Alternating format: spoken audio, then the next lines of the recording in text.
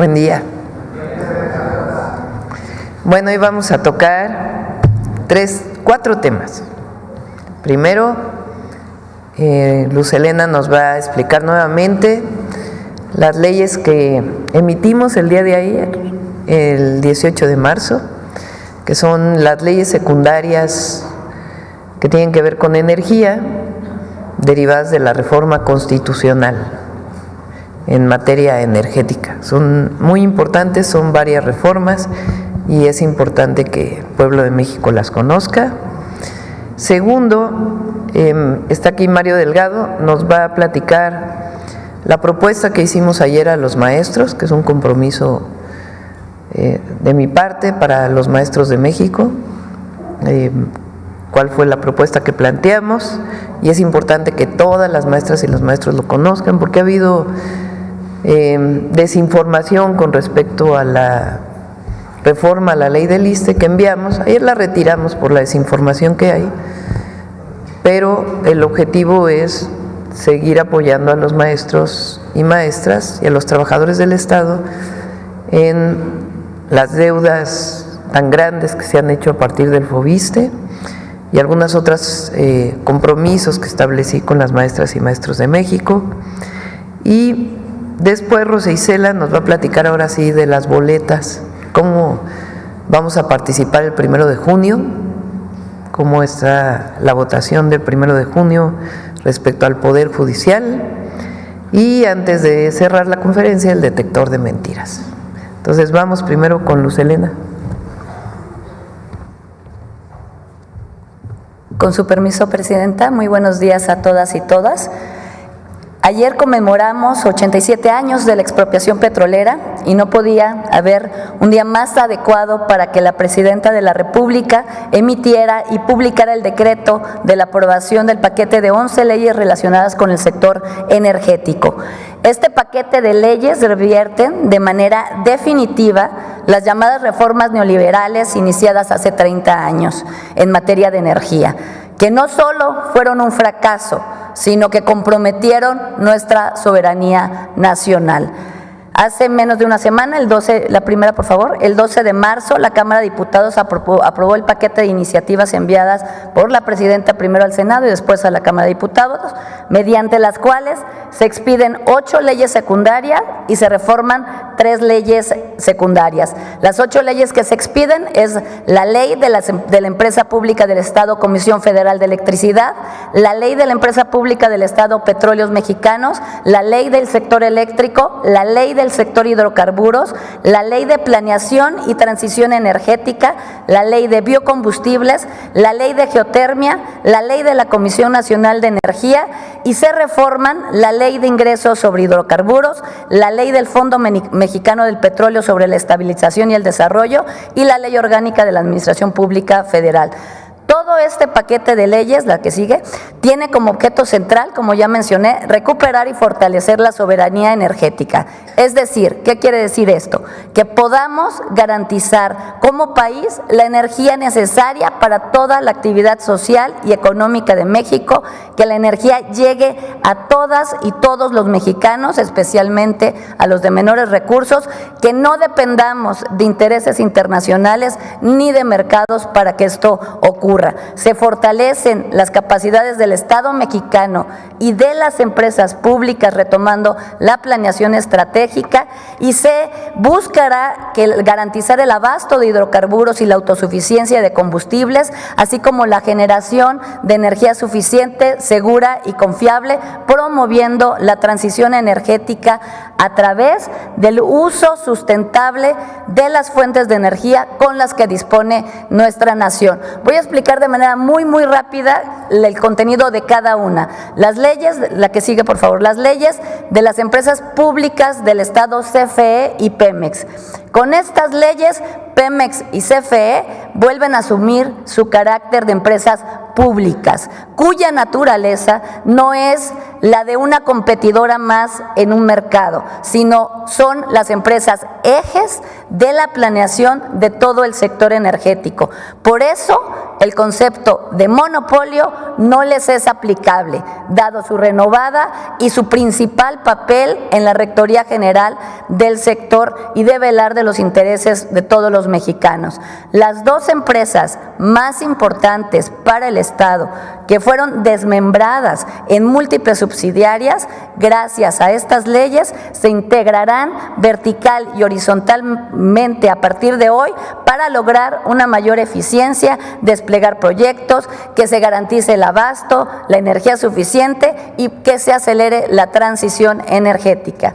La ley del sector eléctrico. Aquí en esta ley se reconoce el concepto de prevalencia, que determina que los particulares, los privados, no tendrán mayor participación en el sector que el Estado, toda vez que es precisamente el Estado el que es el garante de la continuidad, la accesibilidad, la seguridad y la confiabilidad del servicio de electricidad.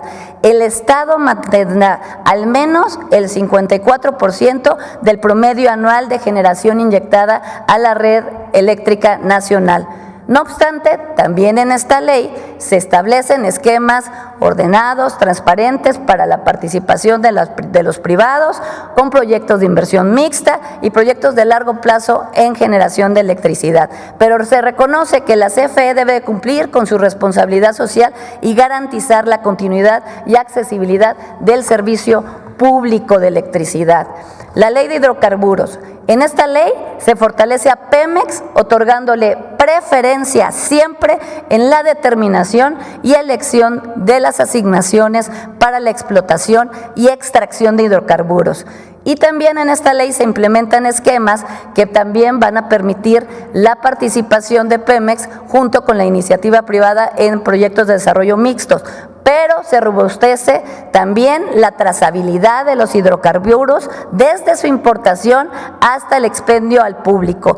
Se van a incorporar como responsables solidarios a los importadores, se van a regular y a determinar la información que debe de ser entregada en toda la cadena de producción.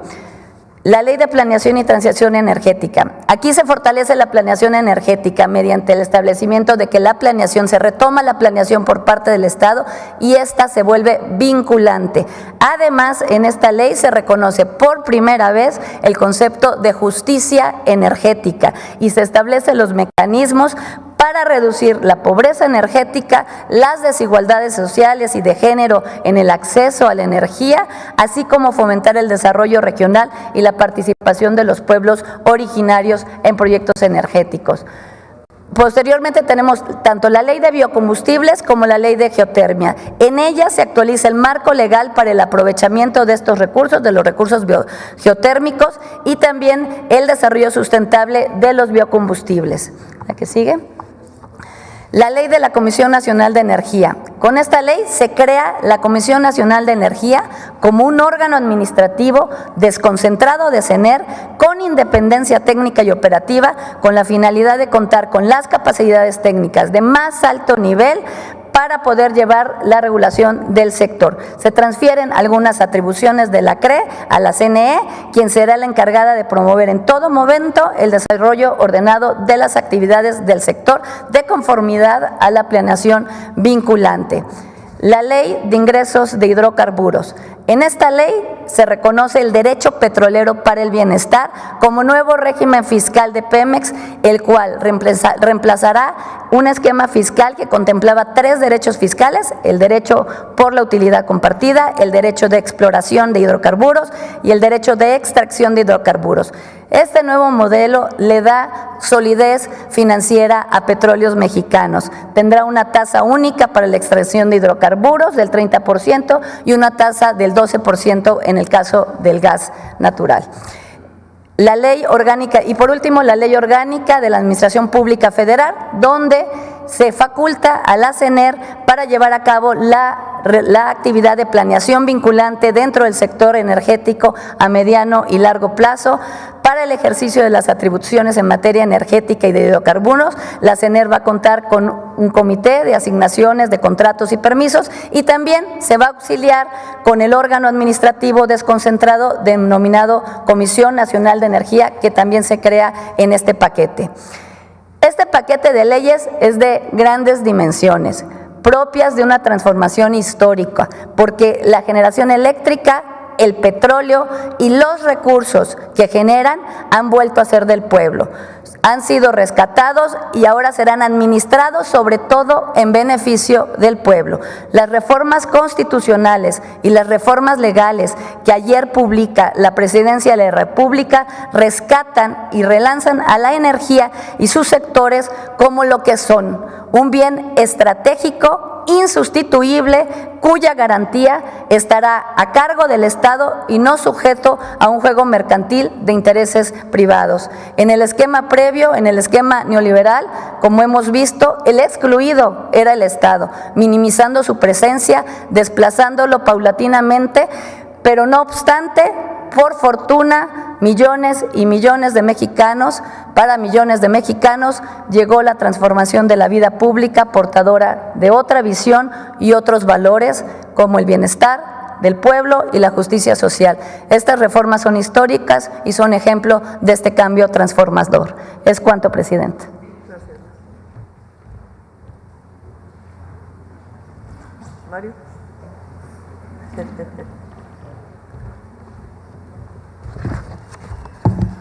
Muchas gracias. Buenos días a todos y a todas.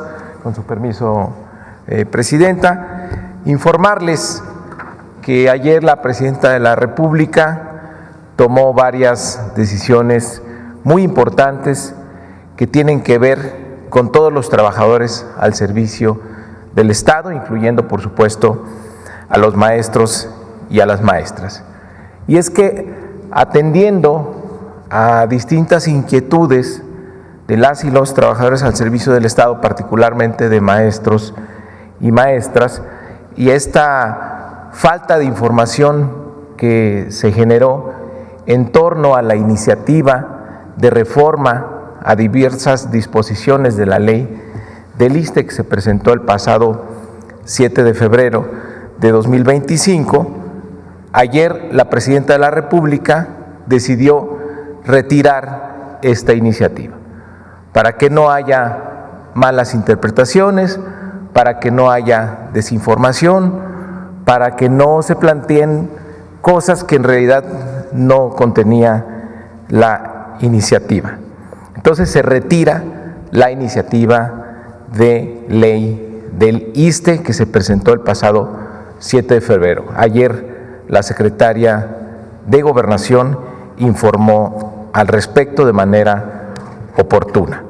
Sin embargo, la Presidenta tiene el compromiso de mejorar siempre las condiciones de los trabajadores, de los maestros y las maestras. Entonces, los beneficios que venían en esa iniciativa, la Presidenta está plantearlos, rescatarlos a través de un decreto presidencial. ¿De qué beneficios estamos hablando? Pues muy importantes, aquellos que tienen deudas que se han vuelto impagables ya durante tantos años, que el FOBISSSTE tenga la capacidad de condonar, de perdonar, de hacer quitas de esas deudas del FOBISSSTE, de los derechohabientes del ISSSTE. Y además que el FOBISSSTE pueda volver a construir casas. Hace mucho tiempo que no construye el FOBISSSTE. Y esto ha limitado que los trabajadores puedan ejercer el derecho a la vivienda. Entonces, los beneficios de esta iniciativa trataban precisamente de proteger el derecho a la vivienda que tienen los trabajadores al servicio del Estado.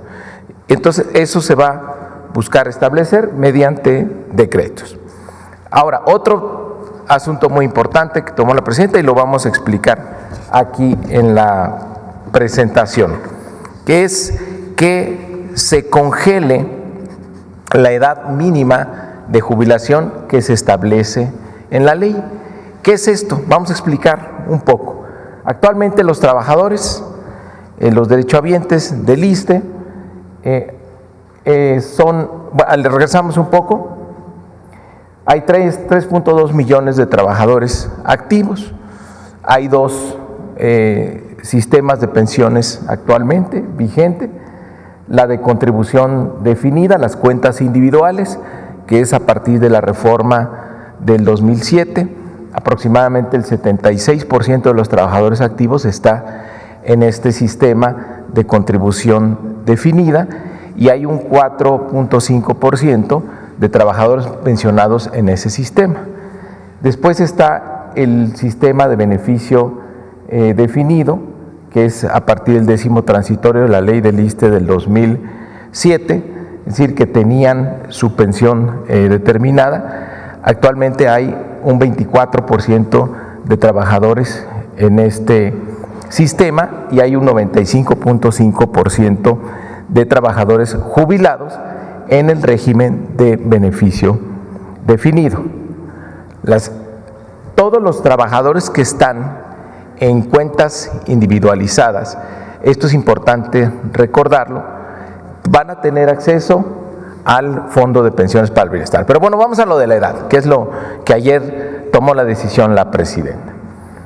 Actualmente la ley tenía un incremento en la edad mínima de jubilación creciente. Es decir, si no se hace nada, pues para el 2024-25 señala 58 años para hombres, 56 para mujeres.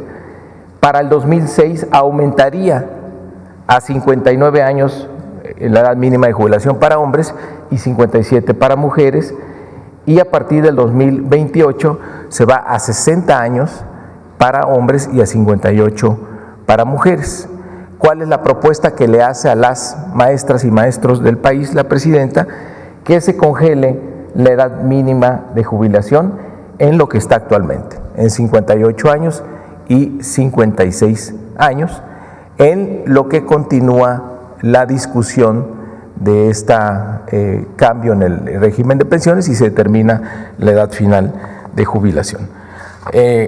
Por último, nada más decir que está también, no hay que olvidar dos cosas: el Fondo de Pensiones para el Bienestar, que está aprobado y son beneficiarios los trabajadores del ISSSTE que están en cuentas individualizadas, y hay que recordar también que todas y todos los trabajadores tendrán derecho a la pensión de adultos mayores para el bienestar. Todo esto pues, es el paquete que contribuye a tener pensiones dignas. Estas son las propuestas, los compromisos que hizo el día de ayer la presidenta con los maestros, las maestras y en general todos los trabajadores al servicio del Estado. En resumen, retiro inmediato de la iniciativa de la reforma del ISSSTE presentada el 7 de febrero de 2025. Segundo, establecer un programa para congelar, disminuir con quitas o condonar las deudas problemáticas que se han vuelto impagables para acreditados del FOBISSTE. Además, se revisarán los mecanismos para recuperar las atribuciones del FOBISSTE para reconstruir, rehabilitar y mejorar vivienda social para las y los trabajadores del Estado. Tercero, detener el incremento en la edad mínima de jubilación previsto en la ley para mantener en lo que está establecido para el 2024, en tanto continúan los trabajos de diálogo. Y quinto, organizar foros escuela por escuela para construir la propuesta alternativa para el ingreso, promoción y reconocimiento de las maestras y maestros que garantice sus derechos laborales, la transparencia y la cero corrupción en esta iniciativa que tiene la presidenta de la desaparición de la UCICAM.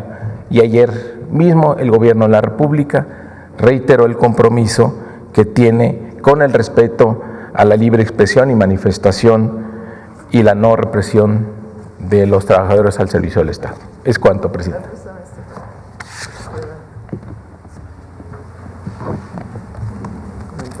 ¿Sí? Sí. Voy a comentar un poquito más para que quede un poquito más claro. Desde hace mucho tiempo, las maestras y los maestros de México, particularmente organizados a través de la Coordinadora Nacional de Trabajadores de la Educación, han estado pidiendo la derogación de la ley del ISSSTE que se aprobó en el 2007. ¿Qué pasó en esa ley que se aprobó en el 2007? Cambió por completo el régimen de pensiones. Y ahora los maestros pues estaban jubilando con muy poquitos recursos. Y además los que ya se habían jubilado pues también tienen muy pocos recursos. Aun cuando es justa la demanda, pues siempre está el problema de cuánto presupuesto tenemos para poder cumplir con esa solicitud que están haciendo los maestros. En tanto, ellos están pidiendo que se disminuya la edad de jubilación a como estaba antes de la reforma del 2007. Entonces, eso. Y por otro lado, también están solicitando que un esquema que se planteó, que se llama UCICAM, que es para la promoción de los maestros, desaparezca porque no fue lo más justo que se pudo hacer. Esa reforma se hizo en el 2019, echando para atrás la reforma de Peña del 2013. Nosotros vamos a mantener las pláticas con la CENTE, también con el CENTE de pláticas, pero particularmente con la coordinadora nos vamos a seguir viendo para seguir avanzando en todas las solicitudes que tienen, que en general son solicitudes justas. Ahora, ¿qué pasó? Nosotros enviamos una iniciativa de reforma a la ley del ISSSTE de muchas de las demandas que tenían los maestros, como lo del FOBISSSTE también. Sin embargo, pues hubo confusión en qué es lo que estábamos planteando. Se pensó que queríamos quitarle a todos los maestros un porcentaje o retirarles un porcentaje para fortalecer el ISSSTE. Y en el caso de los maestros, pues no era tal. Entonces, ayer hubo una reunión con la CENTE. ¿Qué propuesta les hice? Es la siguiente, esta es para todas las maestras y los maestros de México. La primera, el retiro inmediato de la reforma a la ley del ISSSTE presentada el 7 de febrero de 2025 para que no haya ninguna confusión. Ayer enviamos el oficio y ya fue retirada esa ley. Lo segundo, establecer un programa para congelar, disminuir con quitas o condonar las deudas problemáticas que se han vuelto impagables para acreedores del FOBISSSTE. Es decir, recuperar la idea de que los maestros y todos los trabajadores del Estado no tengan estas deudas impagables del FOBISSSTE, pero sin necesidad de modificar la ley del ISSSTE, sino a partir de un decreto de la presidenta, que ya estamos trabajando en él para que se pueda hacer. Y además, como ya cambió la Constitución para que el Infonavit pueda construir vivienda, también eso puede llegar al FOBISSSTE. Entonces, que el FOBISSSTE recupere su capacidad de construcción sin tocar la ley del ISSSTE. Entonces, por decreto hacemos estas dos características. Uno, quitar las deudas, y dos, la capacidad de construcción del FOBISSSTE. Tres, detener el incremento, esto es importantísimo, este es para todas las maestras y maestros. Recientemente en Tabasco, una maestra me dijo, si yo me hubiera jubilado, ya con lo que estaba el año pasado, con la edad que estaba el año pasado, ya me hubiera jubilado. Pero resulta que la ley del 2007 aumenta las edades de jubilación cada 2 años. Entonces imagínense que el que se jubiló en el 2023 se jubila a una edad, pero el que se jubila en 2025 se jubila a otra edad, y el que se va a jubilar en el 2027 a otra edad, y el del 2030 a otra edad, o 2029 a otra edad. Así ha ido aumentando la edad de jubilación. Entonces la propuesta que les hice, en tanto siguen los diálogos y nosotros seguimos haciendo el cálculo de cómo mejorar las pensiones, congelamos la edad de jubilación. Entonces se congela la edad de jubilación a lo que estaba en 2024, ya no va a seguir aumentando. Eso es ya un acuerdo que tuvimos. Representa recursos, sí, pero pues ustedes saben que con austeridad damos estos beneficios y cada año representará un recurso adicional, pero estamos en condiciones de hacerlo. Esto es, en principio, en lo que continúan las pláticas. Lo otro que ellos están pidiendo es que cambie el esquema de promoción de UCICAM. ¿Qué propuesta les hice? En vez de que hagamos foros, que no sabemos quién llega, vámonos a foros escuela por escuela. Vámonos a una consulta abajo con todos los maestros y maestras de México, a cada escuela pública del país, para saber qué opinan los maestros y las maestras del régimen actual de promoción y cómo quieren que cambie. Y a partir de este foro, escuela por escuela, escuela por escuela, todas las escuelas del país, construimos la propuesta de modificación al tercero constitucional. Esas son las propuestas que hicimos. Entonces, repito nuevamente para las maestras y maestros, el retiro inmediato de la iniciativa de reforma del ISSSTE. 2, hacer quitas y todas las condonaciones que se requieran para que ya no se deba tanto en las deudas del FOBISSSTE, y decretar la construcción que el FOBISSSTE pueda construir vivienda y no solo dar créditos. 3, congelar la edad de jubilación, que ya no siga aumentando. Y 4, foros escuela por escuela para ver realmente qué quieren los maestros respecto a los esquemas de promoción. Esas son las 4 propuestas que hicimos, y evidentemente pues no vamos a ejercer por parte del gobierno federal ninguna represión a los maestros en su movilización. Y esto no es definitivo, o sea, no es lo último. Seguimos dialogando y seguimos viendo mientras seguimos haciendo los foros con las maestras y los maestros. Entonces, esta es la propuesta que hicimos para beneficio de las maestras y los maestros. Y ahora sí vámonos a cómo vamos a participar el 1 de junio.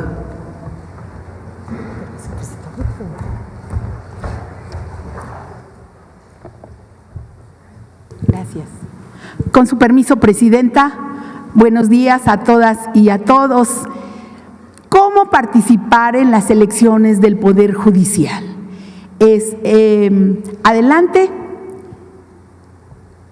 El próximo 1 de junio, tú tienes la oportunidad de elegir un nuevo Poder Judicial que esté del lado del pueblo y que garantice la justicia para todas y todos. Adelante. Solamente como dato general, se van a instalar, de acuerdo a la decisión del Instituto Nacional Electoral, 84,202 casillas. Y esto es para alrededor de 100 millones de ciudadanas y ciudadanos que estarían participando o forman parte de la lista nominal. Adelante. ¿Cómo se puede participar? A la llegada a la casilla, cada persona que acuda recibirá 6 boletas para la elección federal de distinto color cada una. ¿A quién se va a elegir? A las ministras y ministros de la Suprema Corte de Justicia de la Nación, a las magistraturas de la Sala Superior del Tribunal Electoral, también a las magistraturas del Tribunal de Disciplina Judicial y a las magistraturas de las salas regionales del Tribunal Electoral del Poder Judicial de la Federación y las magistraturas de circuito y los juzgados de distrito. Son, como ustedes ven, 6 elecciones, 6 boletas diferentes. Y en 19 entidades, también hay que decir, podrás elegir a juzgadores locales. Adelante. ¿Qué contiene cada boleta que se recibirá? Son aquí 4 puntos que vamos a señalar. Uno, en forma de título, que está en la parte superior, ahí el cargo que estará eligiendo. En este caso, dice ministras y ministros de la Suprema Corte de Justicia de la Nación. El listado de candidaturas que se ven aquí, obvio no tiene aquí nombres,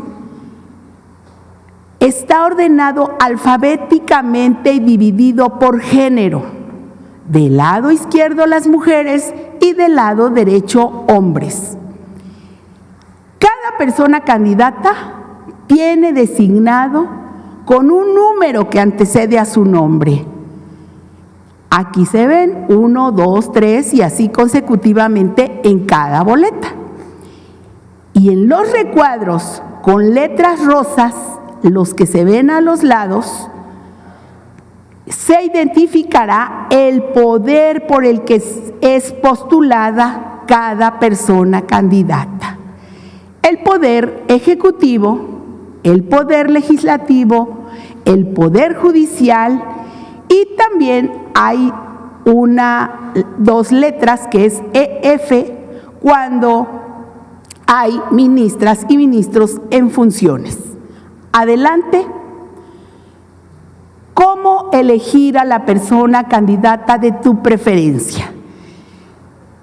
En las boletas se encuentran recuadros en blanco en la parte superior, las cuales corresponden a la cantidad de personas candidatas que deberás elegir. Para seleccionar a la persona de tu preferencia, tendrás que poner el número que antecede a su nombre. Del lado izquierdo elegirás únicamente a las candidatas mujeres y del lado derecho pondrás solo los números de los candidatos hombres. Adelante. Para ministras y ministros de la Suprema Corte de Justicia de la Nación, elegirán 5 mujeres y 4 hombres. Esto es en todo el país. Un total de 9. Y es una boleta morada, insisto, del lado izquierdo mujeres y del lado derecho los hombres. 5 mujeres y 4 hombres. Adelante. Para magistraturas de la Sala Superior del Tribunal Electoral del Poder Judicial de la Federación, deberán ponerse el número de una mujer y un hombre. Total, 2. Esto es lo que contiene esta boleta. Igual, esta boleta será azul y están del lado izquierdo mujeres y del lado derecho hombres. Adelante. Para magistraturas del Tribunal de Disciplina Judicial, se colocará el número de 3 mujeres y 2 hombres, total 5, y la boleta es turquesa y vienen en el mismo sentido el género respectivo. Adelante. En el caso de magistraturas de salas regionales del Tribunal Electoral del Poder Judicial de la Federación, se deberá elegir los números de 2 mujeres y un hombre. La boleta es naranja y vienen aquí así colocados esta boleta. Adelante. Para el caso de las boletas que vamos a ver a continuación, que es la boleta rosa y amarilla, se tendrá como elemento adicional las especialidades por color. Para la especialidad penal es azul, para la especialidad administrativa es naranja y para la especialidad civil es morada, rosa. Adelante. Estas eran las que además se agrega lo anterior. Para las magistraturas de circuito, deberás seleccionar el número de una mujer y un hombre por cada especialidad. En esta boleta que es rosa. Adelante. Para los juzgados de distrito se tiene que seleccionar el número de una mujer y un hombre por especialidad. Aquí vienen las especialidades que en esta boleta amarilla y los números correspondientes que se tienen que escribir. Adelante. Finalmente, decir que tu participación es muy importante, por ello te invitamos a visitar la página del Instituto Nacional Electoral, el INE, en donde se encontrará un micrositio específico con toda la información de la elección extraordinaria del Poder Judicial. Durante el periodo de campañas nos han informado que se ingresa al sistema Conóceles del INE, en donde se encontrará toda la información de la totalidad de los candidatos insistimos a participar este próximo 1 de junio. Eso sería, presidenta. Gracias. Ahora sí, vamos a las preguntas. Adelante.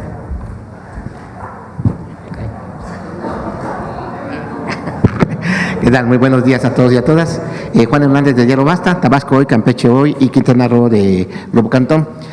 Sobre el caso ahorita que acaba de exponer la secretaria de Gobernación, de esta campaña y bueno, esta información que nos está dando, pues de cómo se va a hacer el voto, cómo se va a ejercer.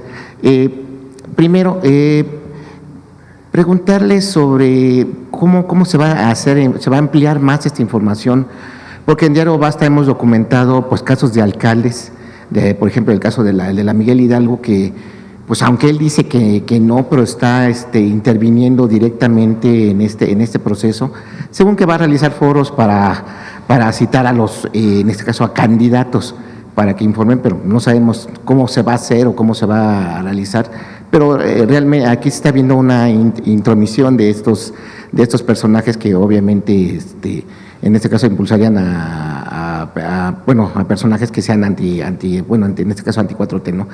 Sería ese por ese lado, y también preguntarle si existiría un plan B, C o D en el caso de los ministros y de los jueces que ya van de salida. ¿Esto en qué sentido? Pues prácticamente estamos a meses de que se haga pues ya la renovación, se termine con esta pesadilla llamada Poder Judicial de la Federación. Pues algunos de estos personajes te están intentando aplicar el año de Hidalgo, ¿no? Sentencias, a lo mejor proteger a algún evasor fiscal, algún delincuente de cuello blanco, a lo mejor algunos, no digo que sea la mayoría, pero desgraciadamente de lo que hemos, muchos compañeros hemos recogido aquí a lo largo de nuestro trabajo periodístico, pues que lamentables casos de abusos, ¿no?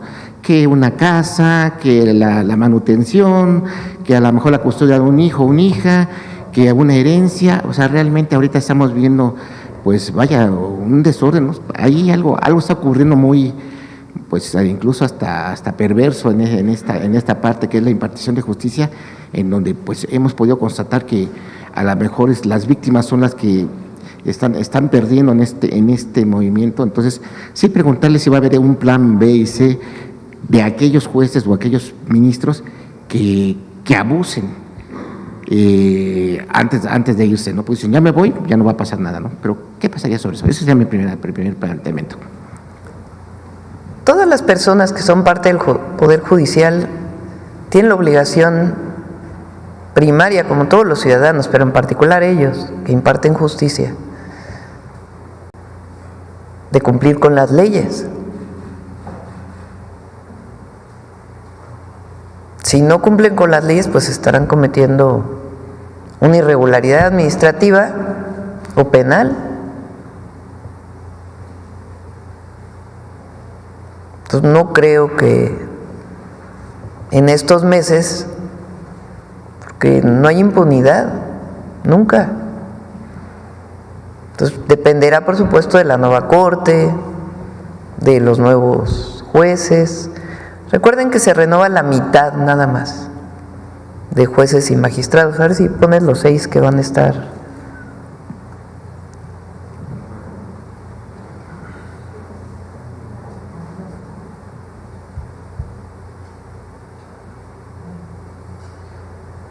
Incluso para evitar sabadazos, o sea, todo ese tipo de cuestiones. Pues por eso estamos cambiando el Poder Judicial, por eso el pueblo de México decidió cambiar el Poder Judicial y que decida el pueblo a quién quiere.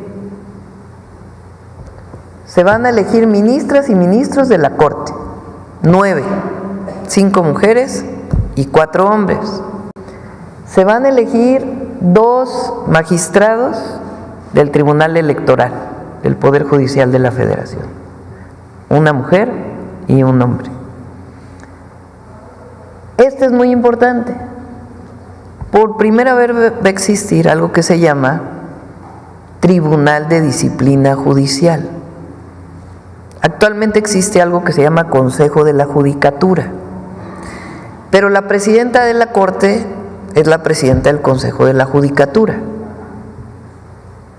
Entonces, el Consejo de la Judicatura supuestamente está para evaluar la actuación del propio Poder Judicial. Ahora ya van a ser distintos. Una cosa es la Corte y otra cosa el Tribunal de Disciplina Judicial, que tampoco va a cometer arbitrariedades porque tiene reglas. No es de que lo que decidan hacer.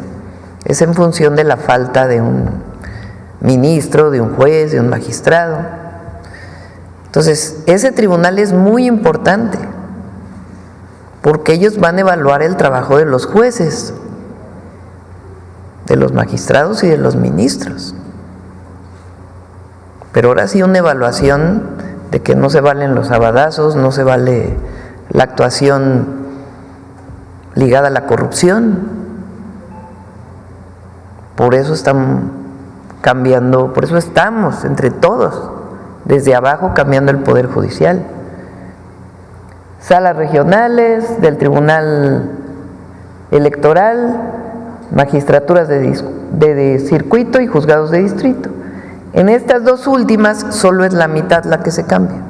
La otra mitad va a ser en el 2027. Pero no el que comete una arbitrariedad, un delito, sea juez o sea ciudadano cualquiera, pues tiene consecuencias, ¿están de acuerdo? Entonces, pues, ¿qué esperamos? Que no se cometan arbitrariedades de aquí a septiembre. 1 de septiembre entra el nuevo Poder Judicial. Perfecto. Y en un segundo tema, Presidenta,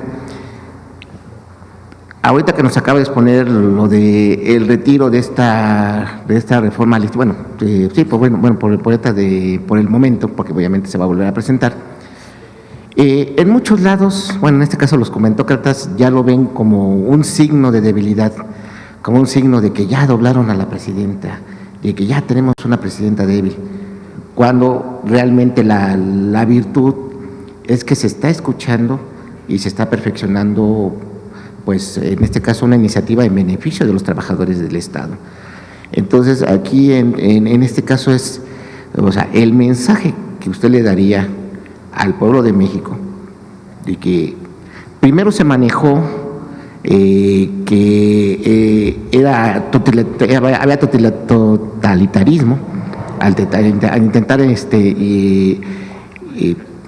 modificación. Después, cuando se avanzó, ahora no, le quieren quitar los ahorros a los trabajadores del ISSSTE. Y ahora que ya se retira, ya doblaron a la presidenta. Entonces, nada les embona, dirían coloquialmente en mi pueblo, ¿no?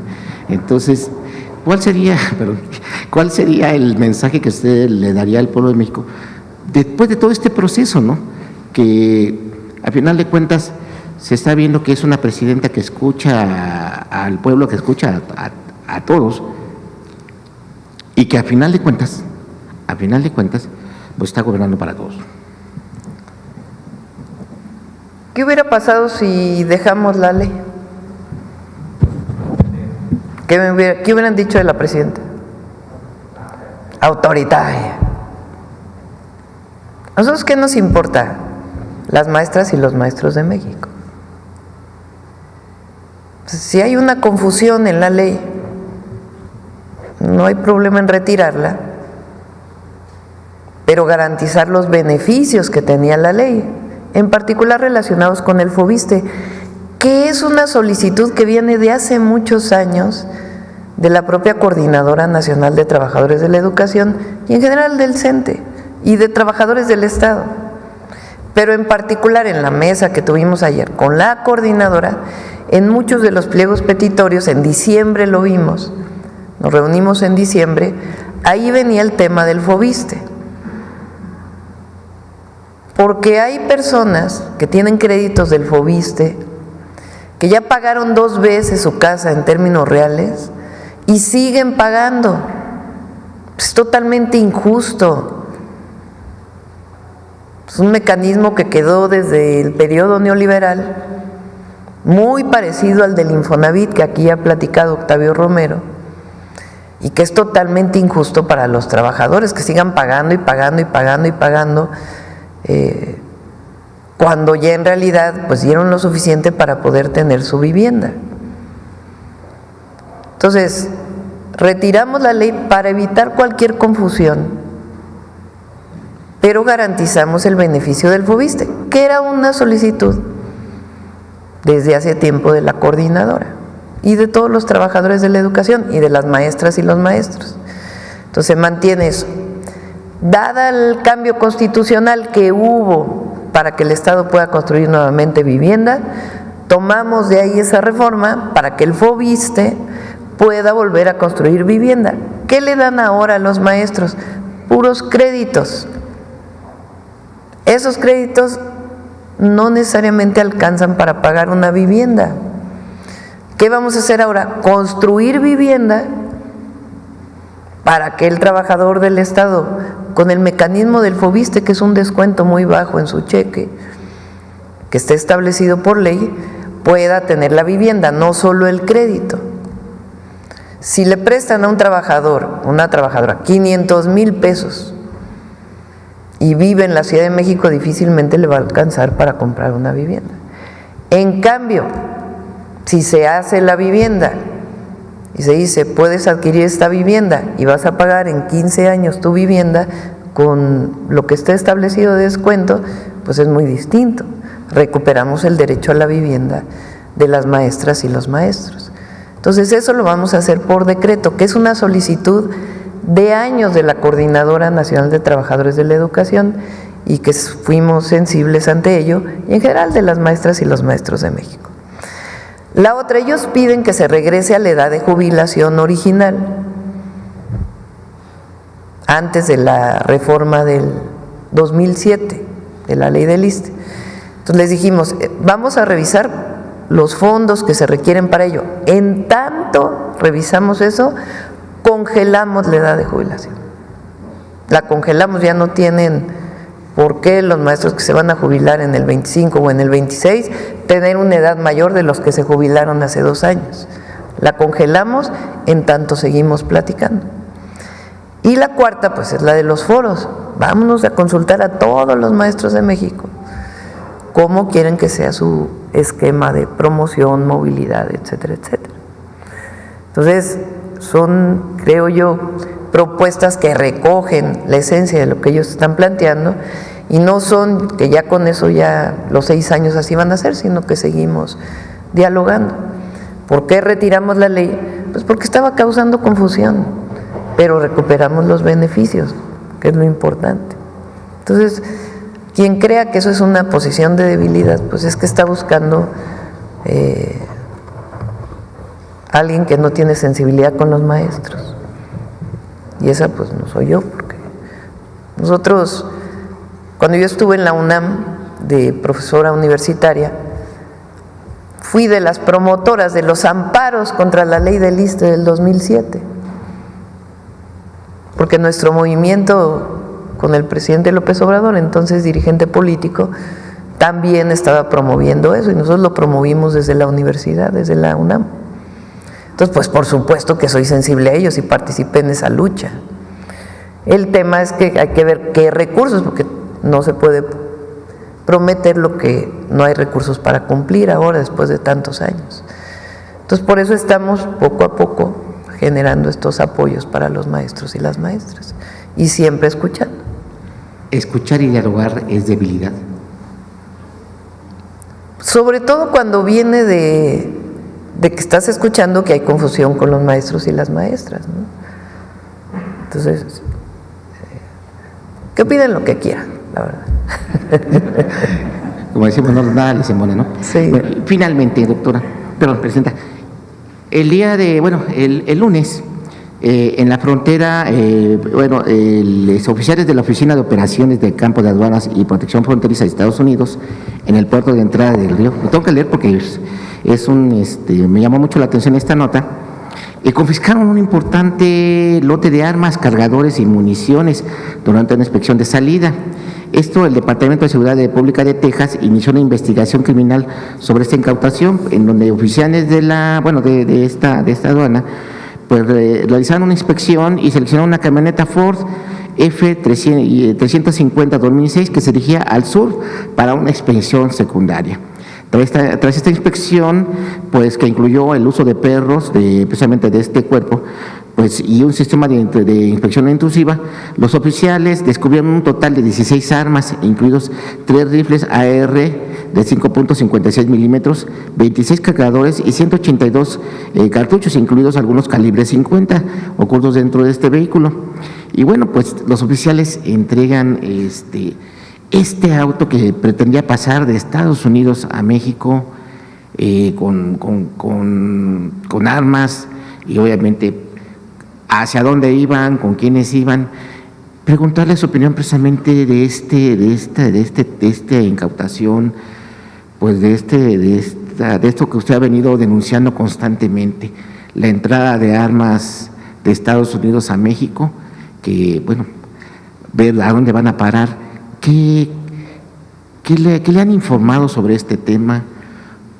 Porque de este lado es claramente también que se está trabajando precisamente para evitar la llegada de, así como ellos de Estados Unidos exigen resultados para que no entre drogas y todo tipo de precursores que dañan a su población. ¿Qué está pasando de allá para acá con esto que también es otra droga que ellos apenas se reconocieron, pero que realmente ha estado impactando desde hace muchísimos años y sexenios? Ahí está con Calderón. ¿Qué su opinión sobre esto y qué se está haciendo? Sería todo. Qué bueno que lo preguntas. Recuerden que en los acuerdos que tenemos con Estados Unidos, con el gobierno de los Estados Unidos, planteamos nosotros que así como nosotros estamos apoyando para que no llegue fentanilo y otras drogas, particularmente sintéticas, todas las drogas, a los Estados Unidos y que se disminuya el paso de drogas hacia los Estados Unidos, nosotros también le pedimos al gobierno de los Estados Unidos que ayudara a que no lleguen armas de Estados Unidos a México. Ese fue el acuerdo. Entonces, el comunicado en efecto es muy bueno porque establece que CBP, que es esta institución de los Estados Unidos que tiene que ver con aduanas y frontera, ayer saca un comunicado en donde dice que el 17 de marzo los oficiales de la Oficina de Operaciones de Campo y Aduanas y Protección Fronteriza de Estados Unidos en el puerto de entrada de Del Río confiscaron el lunes un importante alijo, así le llaman, esa es la traducción, de armas, cargadores y municiones durante una inspección de salida. Quiere decir que ellos están inspeccionando a los vehículos que vienen de Estados Unidos a México. Y en esa inspección que hicieron, incautaron el 17 de marzo en una camioneta, como bien lo dices, 16 armas, incluidos 3 rifles, 26 cargadores y 182 cartuchos. Entonces se ve pues que la coordinación en efecto está funcionando. Entonces nosotros seguimos con la operación Frontera para evitar que llegue particularmente fentanilo a los Estados Unidos y ellos nos están ayudando a que no lleguen armas de Estados Unidos a México. Hasta ahora, públicamente hay esto y informamos del Gabinete de Seguridad porque ha habido otras incautaciones. Muy bien, aquí. Buenos días, Presidenta. Yufel Carolina, de Código Libre. Presidenta, usted ayer comentaba que se evaluará, aunque es complejo, regular un medio de comunicación o una red social, las cuales han sido utilizadas por la delincuencia para atraer y en algunos casos forzar a jóvenes a unirse al narco, como ocurrió en el tema de Jalisco. Pero mientras esto pasa y esta regulación, ¿qué mensaje de usted? Porque esto puede seguir ocurriendo, siguen llamando a unas falsas promesas de empleo de cocineros, de vigilantes, y cuando ellos llegan, pues entran a este crimen organizado. ¿Qué mensaje da y qué se puede hacer? La Secretaría de Seguridad y Protección Ciudadana tiene un área especializada que está bajando permanentemente estas páginas o estas cuentas de redes que buscan incorporar a jóvenes a alguna actividad delincuencial.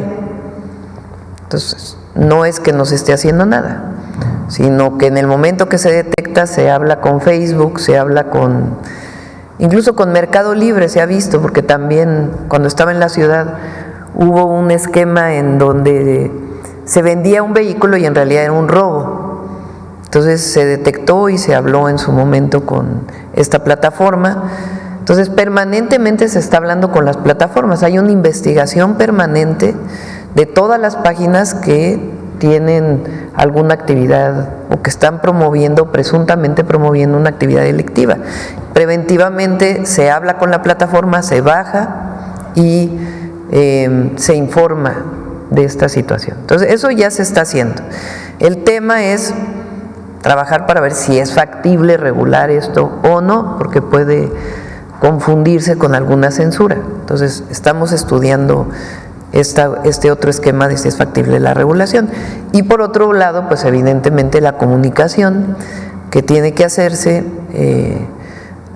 Ahora se va a incorporar el actual rector de la Universidad de Guadalajara como subsecretario de Educación Superior en la Secretaría de Educación Pública, Ricardo Villanueva.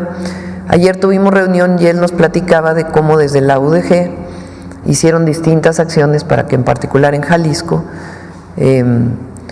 se informara adecuadamente a los jóvenes. Entonces estamos trabajando en ello para que particularmente en aquellos lugares donde puede presuntamente estar ocurriendo esto, pues se informe permanentemente a los jóvenes. Previo a la reunión, a la rueda de la reunión que va a tener el fiscal hoy a las 10:30 de la mañana, ¿usted tiene información hasta ahora, alguna postura que tenga? No, no tenemos la información. Eso es importante porque ahora ya resulta que como si nos hubiéramos puesto de acuerdo. La Fiscalía es autónoma. Ellos deciden cómo informan, su información, cómo operan. Lo que tenemos es coordinación. Hay más coordinación ahora que en el sexenio pasado por decisión de la presidenta y la decisión del fiscal de tener una persona de manera permanente en el gabinete de seguridad, pues para ver los casos y que se tomen medidas frente a la situación de inseguridad que se vive en muchos lugares del país. Pero lo que va a informar el fiscal no tenemos conocimiento, es una información que él la va a dar a partir de la información que tiene de la investigación. Lo que sí pedimos nosotros es que se informara, incluso pedimos que se atrajera el caso por la Fiscalía, pero depende de la Fiscalía si lo atrae y estuvo de acuerdo pues en informar públicamente. Entonces, no sabemos qué información tiene, pero sí lo que sabemos es que hay una investigación que está realizando la Fiscalía sobre el predio en particular y al mismo tiempo pues ya habrá preguntas que pueden hacer los reporteros, reporteras. Okay. En otro tema, Presidenta, ¿qué hay sobre el impulso de nearshoring aquí en México? ¿Qué proyecto se tiene para este año? Hoy se publicó que la empresa BYD tiene parada la inversión que se anunció el año pasado para México. Sí, tienen una inversión propuesta, pero no se ha nunca fue, digamos, algo formal. Nosotros, como hemos dicho, pues siempre privilegiamos, se puede invertir en México, pero siempre privilegiamos pues el tema comercial. Ahora el mercado interno pues es algo distinto, ¿no? Pero hasta ahora esta empresa no ha tenido una oferta formal de inversión. Ayer nuevamente la comisión instructora aplazó el caso. Pero ayer, por ejemplo, es importante, se creó el secretario de Economía, Marcelo Ebrard, junto con el Consejo Coordinador Empresarial, formalizaron una comisión de inversión que tiene su espejo en la comisión de inversión que coordina Altagracia Gómez y el trabajo que está haciendo la propia Secretaría de Economía, lo cual es muy bueno. Mañana volvemos a informar de nuevas inversiones que se van a hacer en el país. Ayer nuevamente la comisión instructora aplazó el caso de la discusión de Cuauhtémoc Blanco para que se estudie el caso y el descargo de pruebas, así como también con Alito y todo. ¿Cuál es la intención de esto o estos aplazamientos? ¿Qué opinión tiene de eso? Pues es un asunto del Congreso. Lo que el Congreso tiene que analizar es si hay pruebas suficientes o no para el proceso que van a desarrollar. No es un tema político, es un tema de si hay pruebas o no. Y es una decisión del Congreso. Por último, Presidenta, hoy en la reunión de seguridad que tuvo o algo, ¿tiene información de los 8 jóvenes que encontraron, que fueron atacados en Salamanca, donde hombres armados dispararon contra gente, entre ellos estos jóvenes 16 a 18 años? ¿Le informaron algo en el gabinete de seguridad? Sí, y le vamos a pedir al gabinete, pues, a Omar, que pueda informar cómo van las investigaciones. Hoy estuvo el gobernador de Tabasco, Javier May. Hubo un reforzamiento de la estrategia hace algunas semanas, incluso hubo un cambio en la Secretaría de Seguridad del Estado, la coordinación de un nuevo general de zona en Tabasco, y se están dando muchos más resultados. Ha disminuido particularmente en el municipio de Centro, que es donde había muchos homicidios. Ha disminuido a partir de este reforzamiento que se hizo. Gracias. A ver, por acá. Muchas gracias, Presidenta. Elizabeth Robles, del Canal del Congreso. Sobre el acuerdo al que se llegó con los maestros el día de ayer, preguntarle qué sentido tiene que continúen estas manifestaciones por parte de la CENTE, que inician, por cierto, ya llegaron en la mañana tempranito a los maestros ahí a Cámara de Diputados con dirección hacia acá, hacia el Zócalo, Presidenta. Pues es su decisión. Nosotros no vamos a hacer nunca algo que afecte a los maestros de México. Si nuestra lucha siempre ha sido para apoyarlos, entonces jamás vamos a hacer algo que los afecte. Y por eso es importante, pues ahora que están aquí en el Zócalo, maestros y maestras, y en todo el país, frente a la posible confusión que hubo de la ley del ISSSTE, voy a repetir los 4 puntos para que queden muy claros. 1. El retiro inmediato de la iniciativa de reforma de la ley del ISSSTE presentada el 7 de febrero de 2025.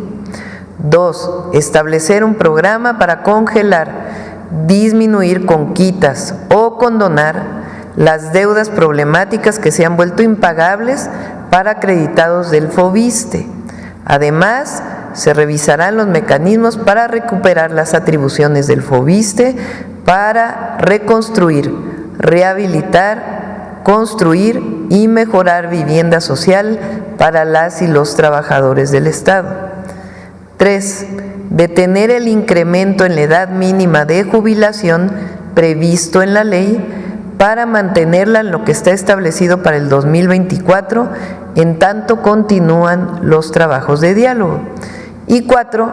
Organizar foros escuela por escuela para construir la propuesta alternativa para el ingreso, promoción y reconocimiento de las maestras y maestros que garantice sus derechos laborales, la transparencia y la cero corrupción. Este es los compromisos que estamos estableciendo. Una segunda pregunta sobre este decreto que está por firmar, Presidenta. ¿Esta condonación aplicaría solo a trabajadores del ISSSTE o también al resto de la clase trabajadora?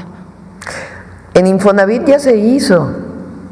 La condonación de las… Ajá. es que es distinto. Es distinto como es para trabajadores del IMSS, el régimen es distinto que para los trabajadores del ISSSTE, o que estamos afiliados al ISSSTE. Entonces, en particular, los maestros y maestras, que es la mayoría de los trabajadores del Estado, son más de 1 millón en nuestro país, que por cierto hay que recordar que el presidente López Obrador basificó prácticamente 1 millón de maestras y maestros, que eso significó echar para atrás pues esta parte punitiva tan terrible que tenía la reforma educativa que se hizo en el 2013, que propuso Peña Nieto. Entonces ahora lo que vamos a hacer pues es iniciar una discusión sobre eso. Entonces esto es exclusivamente para los trabajadores afiliados al ISSSTE. ¿Se estableció un plazo, Presidenta, para la presentación nuevamente de la iniciativa? Vamos a seguir en diálogo, porque ellos lo que quieren es otras cosas adicionalmente en la ley. Entonces vamos a seguir trabajando en diálogo y ver hasta dónde se puede cumplir en función de los recursos que tenemos, siempre apoyando a los maestros de México, siempre. Correcto, Presidenta. Y sobre el tema de la elección judicial. Y recordar, como bien decía Mario, que antes de salir el presidente López Obrador hizo el Fondo de Pensiones para el Bienestar, para que trabajadores del Estado y trabajadores afiliados al Seguro Social que van a jubilarse y se jubilaran con un monto menor al salario medio del IMSS, pudieran alcanzar su jubilación con el salario medio del IMSS. Eso ya está, ya es ley, pues ya está ahí. Ahora pues estamos planteando estas nuevas cosas, en tanto seguimos dialogando. Correcto. Presidenta, sobre el tema de la elección judicial, sabemos que el Gobierno de México, a través de la Secretaría de Hacienda, ya hizo un esfuerzo para atender esta solicitud de ampliación presupuestal para precisamente la realización. El fin de semana pasado, el Instituto Nacional Electoral publicó un informe sobre los gastos de los soples y algunos medios de comunicación citaban que por lo menos 12 no cuentan con los recursos precisamente para la realización de la jornada. Saber si a través de la Secretaría de Gobernación, en este diálogo interinstitucional, se estaría considerando solicitar una ampliación presupuestal a la Cámara de Diputados. No, este ya es un acuerdo con el Instituto Nacional Electoral. Ellos estuvieron de acuerdo, se hizo un esfuerzo por una primera aportación que se hizo de los fideicomisos de la Corte, porque así está establecido en la Constitución. Y el INE está de acuerdo ya con el monto. Y finalmente, Presidenta, sobre las iniciativas que anunció el lunes pasado en materia de desaparición forzada de personas, precisar nada más el turno, si se enviaría a la Cámara de Senadores o a la Cámara de Diputados. No lo hemos definido. Probablemente a la Cámara de Senadores lo estaríamos enviando primero. Y son reformas legales, a leyes secundarias, que hay una crítica ahí de que dicen que no hay nada nuevo y que ya está. No, el objetivo es fortalecerlo, porque mucho de lo que está ahí, la propia plataforma, pues no está actualizada y hay muchos problemas relacionados con ello. El objetivo es que las fiscalías estatales contribuyan con este esquema a la Fiscalía General de la República y todas las comisiones de búsqueda de los estados. Entonces son fortalecer los mecanismos y nuevos mecanismos que estamos planteando. Correcto. Gracias, Presidenta. Gracias. Buenos días, Presidenta. Arturo Pavón, de Chapucero y Efecto Colateral. Bueno, pues como siempre, las calificadoras estadounidenses, futureando precisamente Fitch y Ratings, me parece que así se pronuncia, pronostican una recesión para México a raíz de los aranceles que supuestamente van en contra de nuestro país. ¿Qué es lo que tiene usted de información o que nos puede comentar?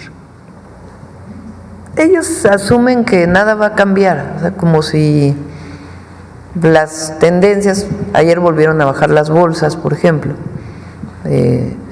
ha afectado al mercado de valores pues los anuncios de los aranceles y otros temas internacionales. Entonces ellos piensan que pues nosotros nos vamos a quedar sin hacer nada frente a una situación internacional, y no, nosotros estamos trabajando todos los días para cambiar esa situación. Entonces nosotros no tenemos esa expectativa, porque tenemos un plan y estamos trabajando, las inversiones que se están anunciando y todo el trabajo que estamos haciendo para fortalecer la economía desde abajo. Gracias. La segunda pregunta es acerca del CISAL en Yucatán.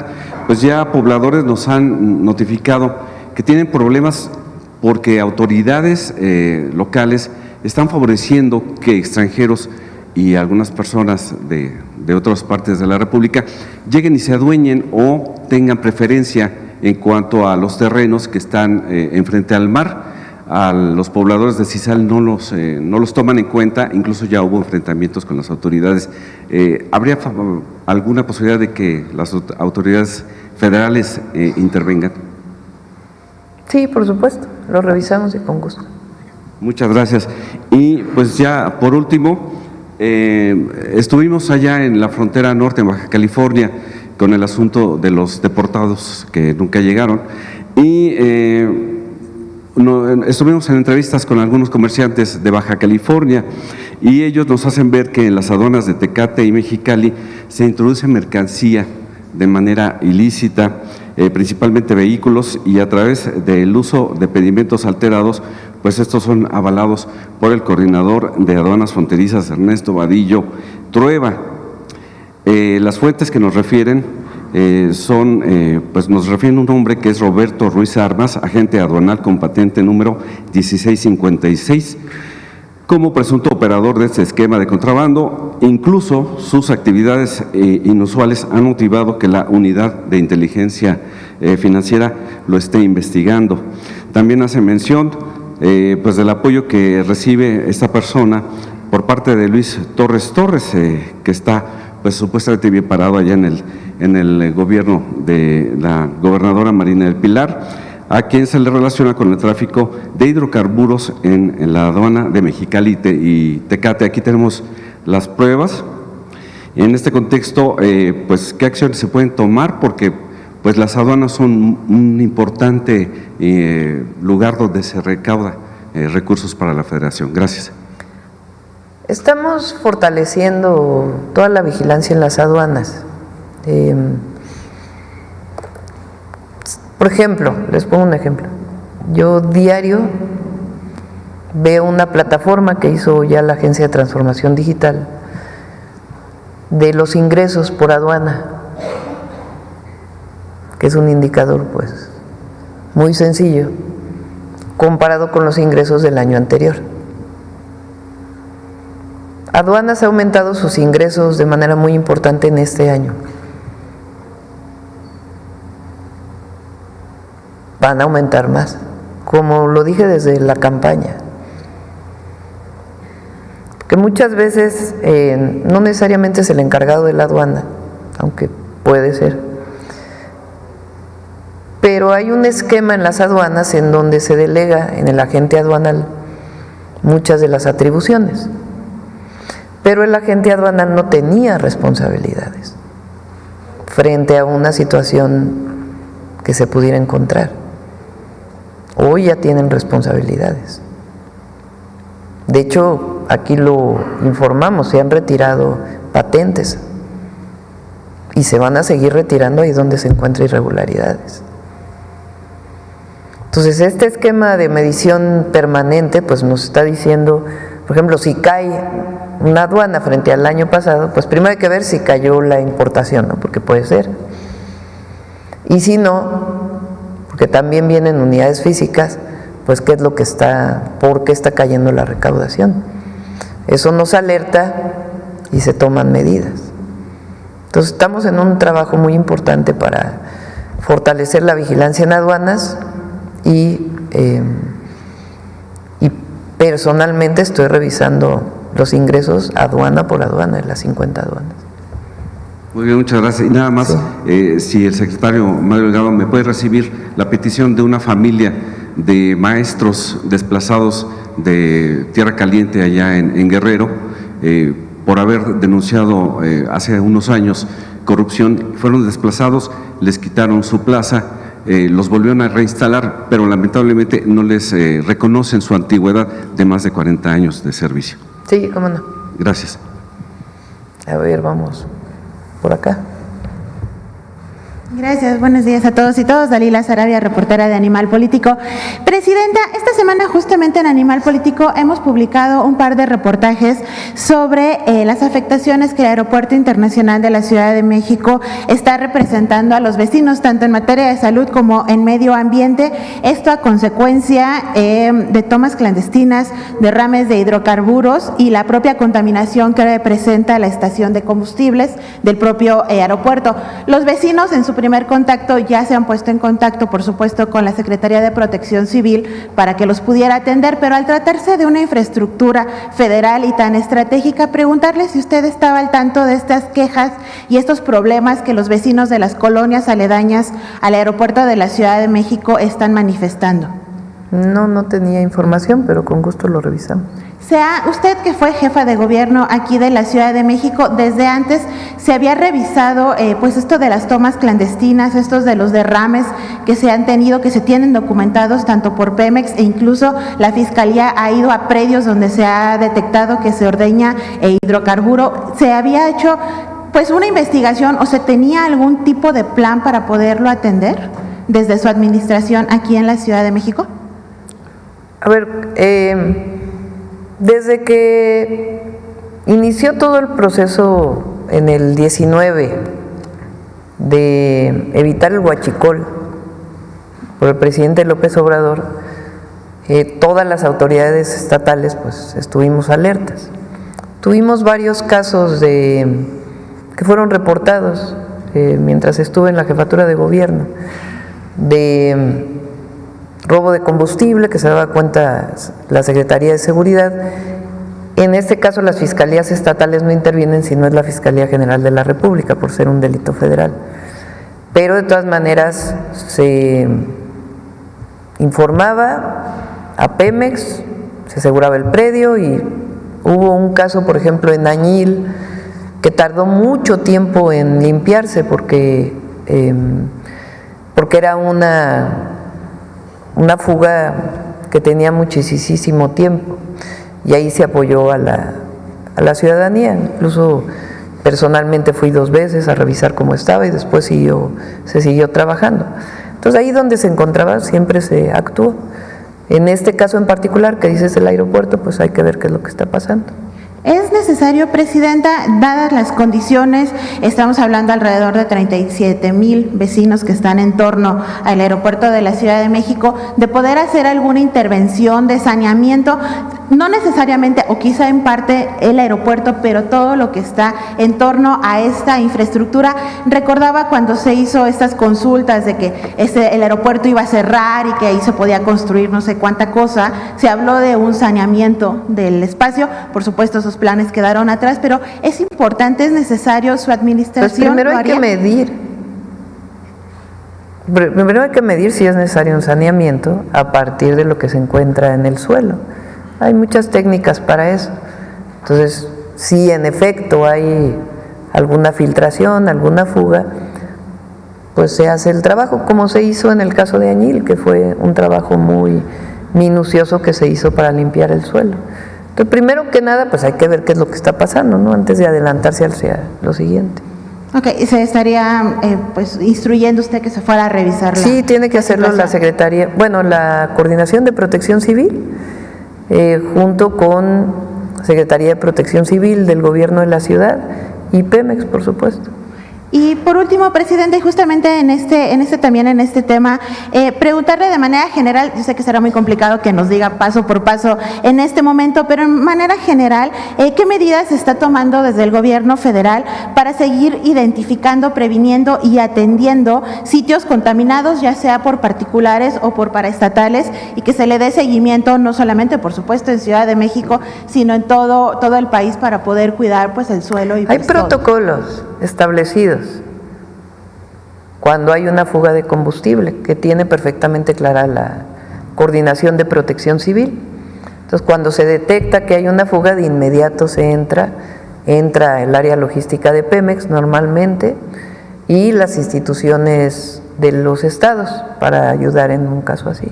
Entonces, hay protocolos establecidos, no es que no haya nada en el país, hay protocolos muy claros de protección civil y de saneamiento en caso de que se necesite, de remediación.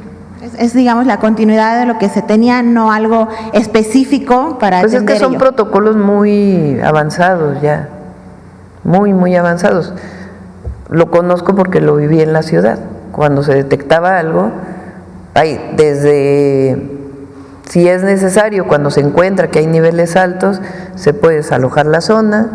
Si no son niveles altos, de acuerdo con un protocolo, con una norma, pues entonces comienza el saneamiento, se ve si llegó al drenaje o no llegó al drenaje. Hay protocolos de medición establecidos. De acuerdo, gracias, presidenta. Sí.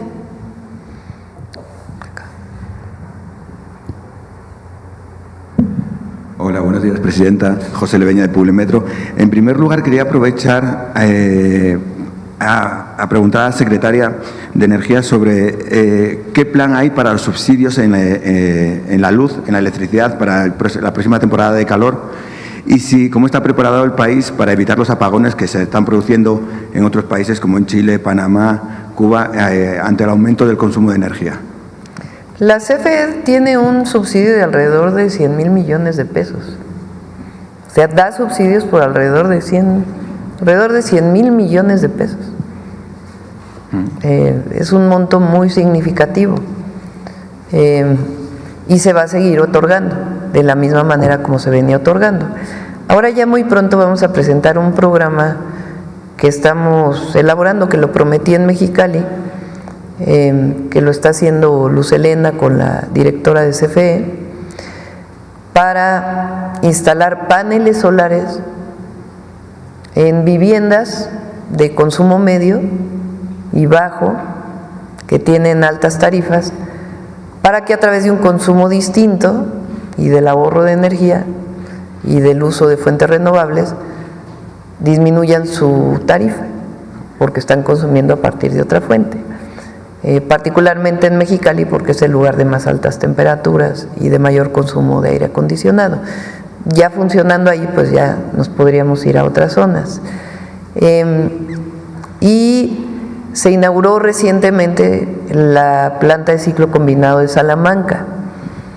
Ahí estamos hablando de casi 1,000 megawatts adicionales, que nos va a ayudar en esta temporada de calor, y algunas otras previsiones que está tomando Comisión Federal de Electricidad de plantas temporales. ¿Se mantendrán los mismos estados donde esté ese subsidio o se estudia ampliar? Porque en los últimos años vemos que también en el centro del país… Estamos buscando esquemas que permitan la disminución del consumo de energía sin afectar es decir, si uno tiene un aire acondicionado muy viejo, pues te da una temperatura media, pero consume mucha electricidad. Si uno tiene un aire acondicionado más moderno, pues te da el mismo servicio, pero consume menos electricidad. Entonces eso se está trabajando a través de CONUE, y los otros esquemas que estamos trabajando a través de FIDE y otras instituciones para disminuir los consumos. Entonces se mantienen ahora, las tarifas de electricidad son 1, 1A, 1B, 1C, 1D, 1E, 1F, la doméstica. La 1F es la que más subsidio tiene y es donde más altas temperaturas hay en el periodo de verano, que comienza en primavera-verano. Y ahí hay un subsidio muy grande. Entonces se va a mantener lo del año pasado y se van a buscar mecanismos donde la gente pueda consumir menos electricidad. Okay. En un segundo tema, me gustaría preguntarle o saber su postura actual sobre el tema que propuso en el G20 de destinar el 1% del gasto militar de los países en reforestación. Este tema está más de actualidad que nunca porque la presidenta de la Comisión Europea, Ursula von der Leyen, ha propuesto que se aumente el gasto militar de los países a 800.000 millones de euros, y ayer mismo dijo que hay que prepararse para la guerra en el 2030. Son ya temas mayores cuando hay otros países como México, incluso Estados Unidos, entre lo que cabe, que están trabajando para que haya paz en Ucrania, entre Ucrania y Rusia. Usted habla del 1%, Ursula von der Leyen habla de un 2% de aumento del gasto militar, cuando apenas se llega al 0,25% en gasto para la promoción para el fomento del desarrollo de los países. No sé si recordará ese 0,7% que estuvo muy de moda a principios del año 2000. Hoy por hoy solo se llega al 0,25%. Me gustaría saber cuál es la postura de México y si usted estaría dispuesta a retomar este tema que habló en el G20 y aprovechando los foros internacionales.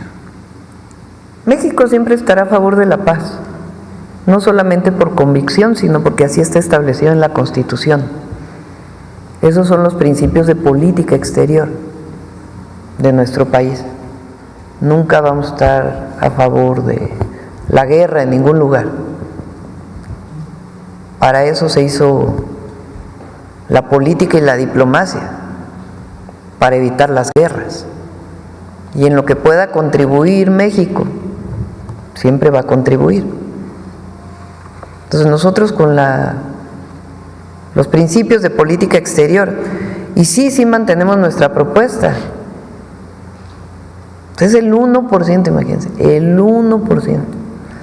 Daría para más de 6 millones de sembradores. Son más de 700.000 millones de pesos. En el caso de los... En el programa Sembrando Vida, este año tiene 39,000 millones de pesos. Es el programa ambiental y de justicia social combinado, de sustentabilidad, pensando en el beneficio social y el beneficio al medio ambiente más importante del mundo. Los fondos verdes que se acordaron para apoyar la disminución del cambio climático nunca llegaron a ese monto que da México, que invierte México, y seguimos invirtiendo en países, apoyando a países centroamericanos con el programa Sembrando Vida y los programas de apoyo de jóvenes construyendo el futuro. Entonces sí, es ficticio un crecimiento económico basado en la industria militar. Por otro lado, esta semana se acaba de convocar el concurso de ingreso al Servicio Exterior Mexicano 2025.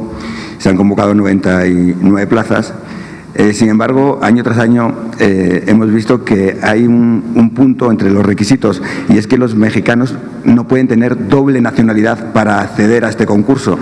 Me gustaría saber... ¿A cuál concurso? Al de Servicio Exterior Mexicano. Siempre ha sido así. Siempre ha sido así, de que solamente se puede una nacionalidad. La nacionalidad mexicana, que es el servicio exterior. Okay. ¿Esto no aplica para ningún otro concurso? No, es el servicio exterior. No puedes ser cónsul si tienes doble nacionalidad. Okay. Y ya para terminar, me gustaría saber, o si pudiéramos aprovechar una mañanera para presentar los avances que están teniendo tanto el gobierno de Monterrey, Nuevo León, Jalisco y Ciudad de México, los avances en la infraestructura pública para el próximo Mundial. Hemos visto... Nos vamos a reunir ya pronto con Clara, va muy avanzada ella en muchos temas, y Rosa Isela ha estado revisando todo el tema del Mundial del 2026, está ahí Gabriela Cuevas, que nos está ayudando mucho, también Josefina, la secretaria de Turismo. Entonces sí, tenemos Rosa Isela coordina una mesa permanente para el Mundial, y con gusto lo presentamos aquí, todo lo que va a ser la Ciudad de México y en general el país, porque es Monterrey y Guadalajara. Y lo comentaba porque Gianni Infantino se ha reunido... También el gobernador de Nuevo León ha estado ya muy involucrado, y el de Jalisco, sí. Sí, le digo que lo comentaba porque Gianni Infantino, el presidente de la FIFA, se ha reunido varias veces con Donald Trump, y me gustaría saber si usted ha recibido alguna invitación para hacerla. Sí, va a venir pronto, no me acuerdo qué fecha, pero va a venir pronto también, y sí lo estamos trabajando, y con gusto lo presentamos para que todo el mundo sepa qué se espera del Mundial 2026. Bueno, muchas gracias. A ver acá. Buen día, Presidenta. Jonathan Lozada, de Chiapas, Máxima FM. En este contexto de diálogo y acuerdos con la CENTE, quiero preguntarle cuál es su percepción en torno a cómo ellos están llevando esta negociación, y lo planteo a partir de esta propuesta que nos ha dado a conocer el día de hoy, en la que recoge pues peticiones muy claras de ellos, como la reforma del ISSSTE, que tenía confusión, como el tema de las jubilaciones, pero además su gobierno agrega un tema de beneficio, que es el de la vivienda. ¿Cómo percibe con ellos esta negociación? Y también quiero preguntarle, en el diálogo, en las negociaciones que tiene usted con los líderes de la CENTE, y su diálogo y su sus pláticas constantes que tienen las giras con el magisterio de abajo, pues, ¿cómo lo percibe? ¿Hay coincidencias? ¿Cuál es el sentir y la percepción de esto? Pues es un diálogo cordial. Ayer, por ejemplo, cuando una de las compañeras de la CENTE que planteó, pues porque Mario inició una serie de foros, la Secretaría de Educación, para empezar a recibir propuestas con respecto al tema de la promoción, del ingreso, etc. Entonces dijeron, no, es que son foros muy pequeños, no va todo el mundo, deberían de hacerse foros más amplios. Y entonces ahí yo les dije, adelante, vámonos escuela por escuela a consultar a todos los maestros de México. Así es el diálogo con ellos. Nosotros nunca vamos a afectar a los maestros, nunca. Y hay demandas que presupuestalmente se pueden cumplir y demandas que es más complejo. Y siempre vamos a decir la verdad. Ahora, sobre este tema, que el presidente López Obrador echó para atrás la reforma del 2013, pero quedaron algunos esquemas con los que la coordinadora no está de acuerdo, y tampoco el CENTE está de acuerdo. Los maestros de México todavía tienen algunos temas, por ejemplo, cuando pasan de una escuela a otra, ¿cómo se llama? Los cambios, la cadena de cambios, que tienen mucho descontento sobre eso.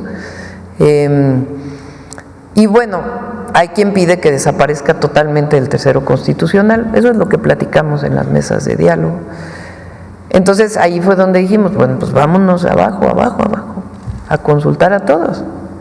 Pues no creo que la coordinadora esté en contra de eso, y pues finalmente, ahora ellos tienen un esquema donde tienen que ir a consultar con los maestros.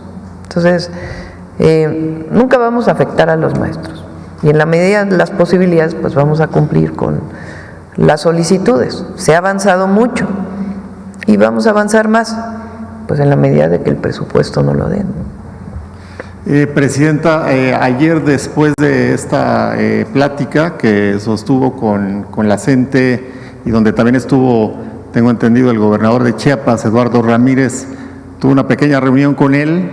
¿Fue así y se tocaron algunos otros temas para Chiapas? Me gustaría saber si nos puede Bueno, estuvimos en Chiapas día y medio el fin de semana, entonces ahí ya platicamos muchas cosas con Eduardo, de diversos proyectos que él tiene y que vamos a apoyar. Inauguramos ahí, muy simbólico, muy emotivo, la Universidad Nacional Rosario Castellanos en Comitán, que no es precisamente el lugar donde nació Rosario Castellanos, pero donde llegó desde los primeros meses de vida. Y ella se asumía comiteca, de Comitán, de Chiapas. Entonces, fue muy emotivo porque justo ahí la Universidad Rosario Castellanos es el primer campus fuera de la Ciudad de México que abrimos. Los jóvenes pues estaban felices. A ver si hay una intervención que hace una chica ahí en Comitán, a ver si ese pedacito lo tienen. Es muy emotivo porque ella cuenta cómo quiso ir a estudiar a Tuxtla, no pudo, después a San Cristóbal, tampoco pudo, regresa a Comitán ya pensando que no va a poder estudiar, que se iba a tener que incorporar a trabajar, y de pronto se entera de que está esta universidad, aplica y es incorporada, entonces es muy emotivo su participación. A ver, ponla. Buenas noches, tengan todos ustedes. Saludo con mucho cariño, respeto y admiración a la mujer que nos hizo creer que todas podemos llegar a cumplir nuestros sueños.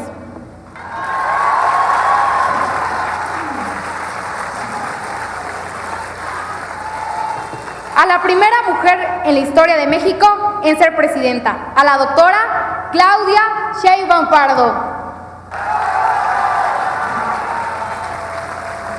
Saludo con mucho aprecio a mi paisano, a nuestro valiente jaguar, el doctor Eduardo Ramírez Aguilar, el gobernador constitucional del estado de Chiapas. A ver, adelántele para que cuente su historia.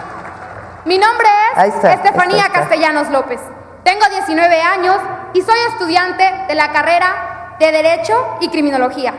Soy orgullosamente del barrio Chichimá, Guadalupe de Comitán.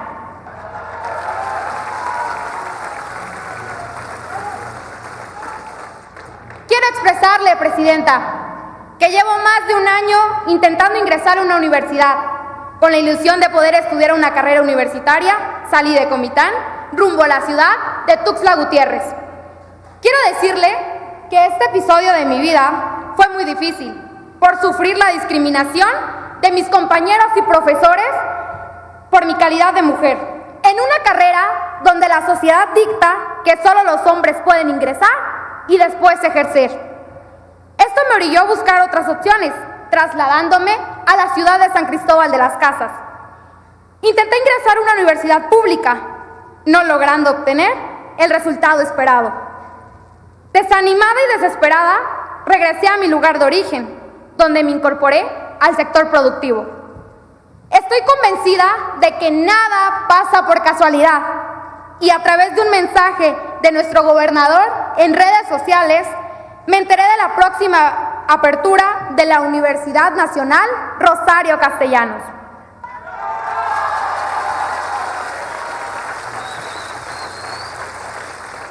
Señora Presidenta, con un gran miedo inicié el proceso de inscripción y para mi gran sorpresa, esta universidad no realiza un examen de admisión, es gratuita, no se paga inscripción ni colegiaturas, no es selectiva ni nos discrimina. Presidenta, ahora me siento muy chenta, usted dijo, si yo llego, llegamos todas.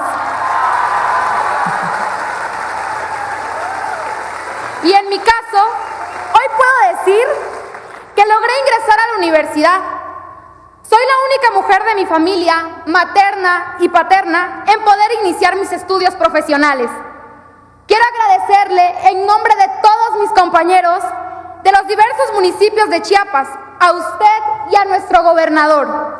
El acercarnos a este beneficio, nos sentimos orgullosos de ser parte de esta historia, ya que seremos la primera generación en la modalidad presencial y a distancia, que nos graduaremos de esta hermosa universidad en la tierra de Rosario Castellanos, Comitán de Domínguez.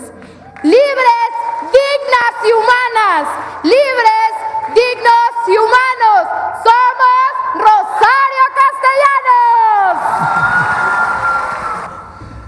Después del evento tuve la oportunidad de platicar con algunos estudiantes y pues me llamó mucho la atención que el mensaje no fue solo de esperanza y fortaleza, también de dignidad como mexicanos, y creo que está en este contexto de lo que ha venido planteando.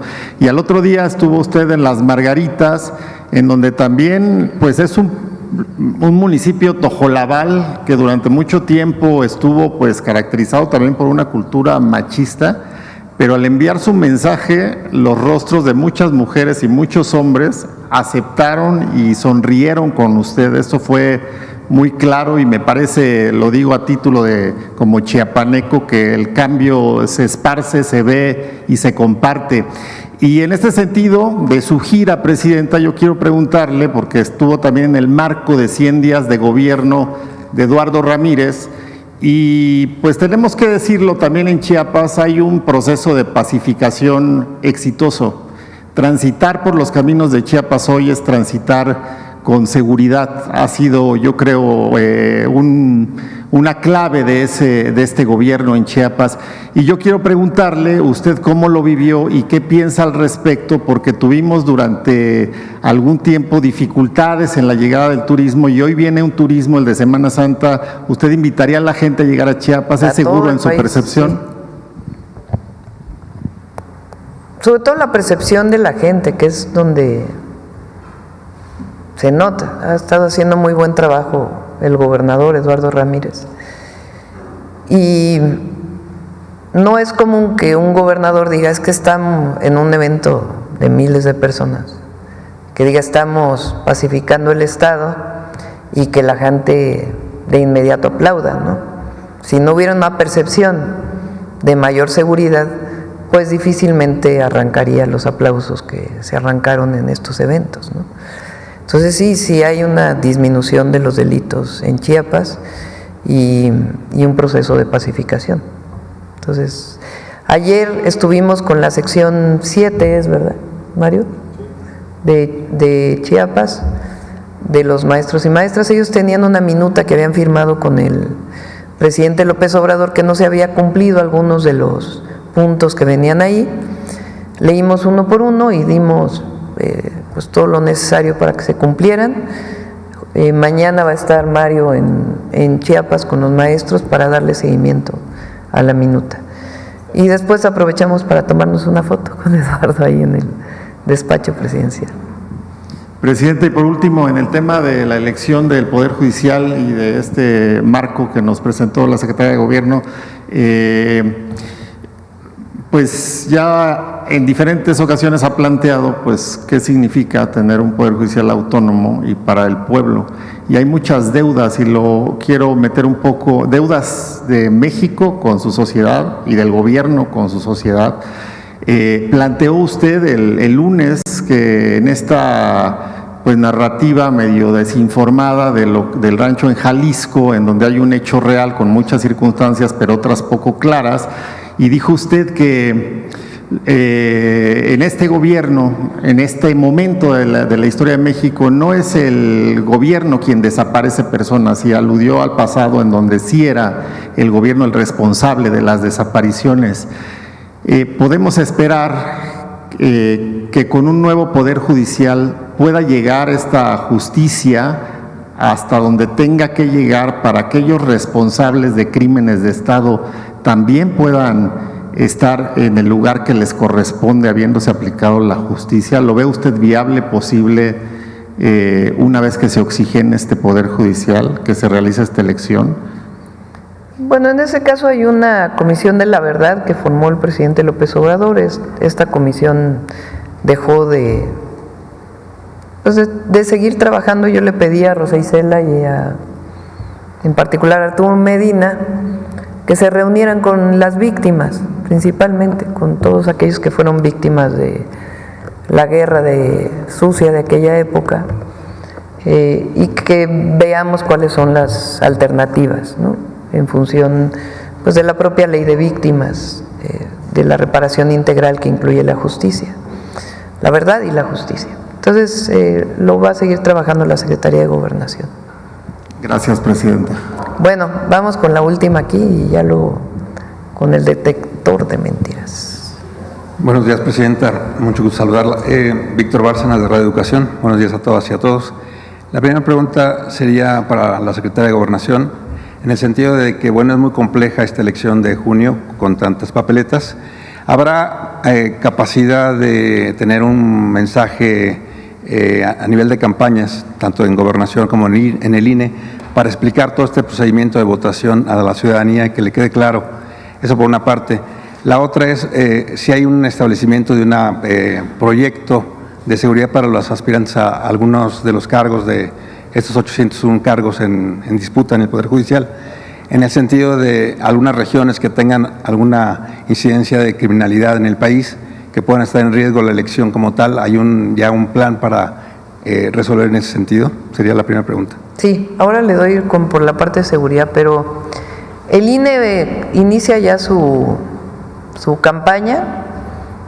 Está por definirse los criterios del lo que a partir del 30 puede hacer el gobierno, puede hacer el INE, para que entre todas y todos promovamos que la gente participe el 1 de junio, que ese es el objetivo. No sé, Rosy. Con su permiso, Presidenta. Sí, efectivamente, hemos estado sentados ya con la directiva del Instituto Nacional Electoral para hacer, como en otros procesos, el cuidado en aquellos casos que se solicite. Todavía no se tiene específicamente cómo va a ser, pero el INE sabe, como en otras ocasiones, que puede contar siempre con el apoyo del Gabinete de Seguridad. Entonces, estamos en eso, es el secretario Omar García Harfuch quien lleva la mano, a nosotros nos toca, digamos, la parte del enlace con este y otros organismos autónomos, pero estamos pendientes, faltan todavía días y veremos qué es lo necesario, todo lo necesario.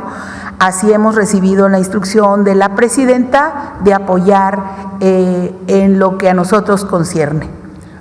¿Ven focos rojos en algunas partes del territorio nacional para que amenace la elección como tal? No, de ninguna manera, pero seguimos revisando. Vemos en algunos sitios que a veces la propia población no permite la colocación porque son por usos y costumbres, pero eso lo tendrá que definir el INE. Nosotros estamos en el apoyo. Perdóname, me presenté Víctor Bárcenas. Siempre que un candidato o candidata, en este caso, solicite el apoyo, siempre se revisa por parte del Gabinete de Seguridad. Son 2 meses de... Decía que, perdón, no me presenté Víctor Bárcenas, de Radio Educación.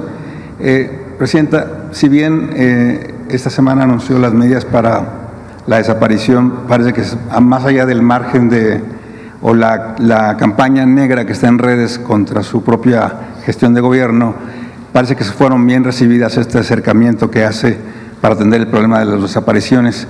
¿Tiene planteado alguna vez o quién va a atender directamente a los grupos de colectivos de mujeres y hombres buscadores y familiares de víctimas de desaparición? Lo ha estado atendiendo la secretaria Rosa Isela y va a seguir atendiendo. ¿Ella lo va a atender directamente? Sí. ¿Usted no tiene planeado reunirse con ellos? Pues sí es necesario en algún momento, pero por lo pronto la Secretaría de Gobernación. Mi tercera pregunta tiene que ver con el asunto de ayer de la situación de las medicinas y la denuncia que se hace respecto de irregularidades en la licitación. No fueron irregularidades en la licitación, sino en la última parte de la asignación. Ok. Ajá. Está en entredicho el papel que tiene el director de Birmex, Iván Jesús Olmos.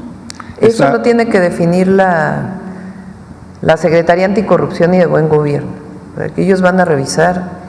O sea, las personas directamente que firmaron ya se separaron de su cargo. Las personas, si hubo alguna implicación de alguien más, pues ya lo tiene que determinar la investigación. ¿Es una renuncia que hicieron ellos o están en impasse esta separación? No, se les pidió que se separaran del cargo en lo que se hace la investigación. Contralínea maneja que son 240,000 millones involucrados en este procedimiento. ¿Cuál es la cifra exacta? A ver, es que es un porcentaje menor. Lo que pasa es que en algunos casos era una partecita de toda una licitación. Entonces la Secretaría de Anticorrupción y Buen Gobierno está definiendo cómo resolver ese problema. Lo que tiene que haber una garantía es de transparencia, de que se está asignando al mejor competidor en términos de precios y de calidad, y de que no se va a tolerar bajo ninguna circunstancia la corrupción. Entonces eso se va a cumplir.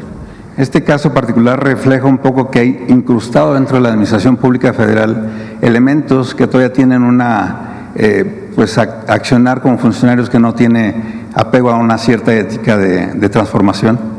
Pues yo creo que lo importante aquí es que tanto Eduardo Clark como Raquel Buenrostro, de inmediato, cuando detectaron que había un problema, de inmediato, primero me informaron de que estaban detectando el problema, y de inmediato se tomaron cartas en el asunto.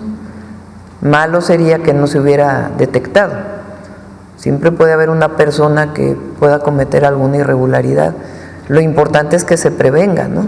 y en todo caso si se comete que se sancione. En este caso se previno afortunadamente porque se detectó a tiempo. ¿Qué tan difícil ha sido para su gobierno luchar contra actos de corrupción en la administración pública? Pues es que no es difícil, el asunto aquí es tener la voluntad para hacerlo, ¿no? Entonces uno elige a las personas en las que hay una convicción con el proyecto, hay una historia de honestidad y que tengan pues los conocimientos para el lugar donde se están desempeñando. Esos son, digamos, los criterios. Pero puede llegar a ocurrir, el asunto es detectarlo a tiempo y si uno lo detecta después, pues que haya las sanciones correspondientes, administrativas y si es necesario penales. Gracias, Presidenta. Bueno, creo que ya nos vamos con el detector, ahora sí cerramos. Adelante.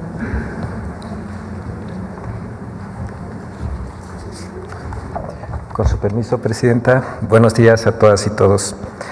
Frente a la inminente elección judicial que se realizará este 1 de junio, medios de comunicación y comentaristas insisten en desacreditar al proceso electoral que permitirá que las y los mexicanos elijamos a jueces, magistrados y ministros.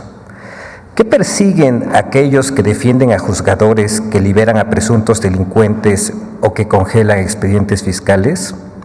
¿Por qué los que decían que el INE no se toca hoy lo desacreditan? Veamos el video del detector de mentiras de esta semana.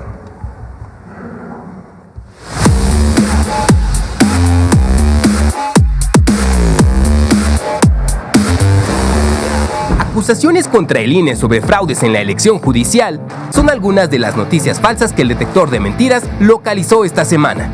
1. La elección judicial no será universal. Por primera vez en 30 años, el voto no será universal ni directo. El voto no será libre y el voto no será contado por los ciudadanos. ¡Mentira! Debido a que la geografía electoral y judicial en México no coincide completamente, el INE llevó a cabo un proceso de armonización para garantizar una elección equitativa de cargos del Poder Judicial de la Federación, estableciendo 60 distritos judiciales electorales con un número equilibrado de electores para mantener una proporcionalidad y accesibilidad en la votación. 2. La elección judicial no garantiza el libre ejercicio del voto. Faltan 5 meses para la elección de jueces, magistrados y ministros y hasta ahora lo que hemos visto es una farsa. Es una farsa. Un proceso deliberadamente enredado por el régimen para vender la idea de que los ciudadanos decidirán a quién poner en el Poder Judicial, cuando en realidad Morena ha hecho todo para que solo haya candidatos afines a sus intereses. ¡Mentira! El artículo 96 de la Constitución dispone que la elección de personas juzgadoras se realizará de manera libre, directa y secreta por la ciudadanía. Al igual que en otras elecciones, el INE como encargado de organizar el proceso dispondrá de las medidas adecuadas para proteger la emisión del voto. Por ejemplo, las boletas se imprimirán en papel seguridad. Las casillas seccionales se integrarán por vecinas y vecinos, quienes se encargarán de separar las boletas depositadas en las urnas únicas para remitirlas a los consejos distritales. Se perforará la credencial del elector y el dedo de cada persona votante será marcado con tinta indeleble. Además, se permitirá a la ciudadanía participar como observadora electoral. 3. El Instituto Nacional de Migración creó una línea para denunciar ciudadanos estadounidenses que residen ilegalmente en México. ¡Mentira! Dentro del Instituto Nacional de Migración no existe alguna línea para denunciar estadounidenses ilegales. Por el contrario, el Instituto Nacional de Migración cuenta con una línea telefónica que brinda asesoría y orientación a extranjeros sobre trámites migratorios a través del Centro de Atención a Migrantes. 4. El presidente Donald Trump impondrá multas por hablar español públicamente en Estados Unidos. ¡Mentira! La orden ejecutiva que firmó el presidente de Estados Unidos, Donald Trump, únicamente establece que el inglés es el idioma oficial de Estados Unidos. Sin embargo, esta orden no prohíbe el uso de otros idiomas en este país.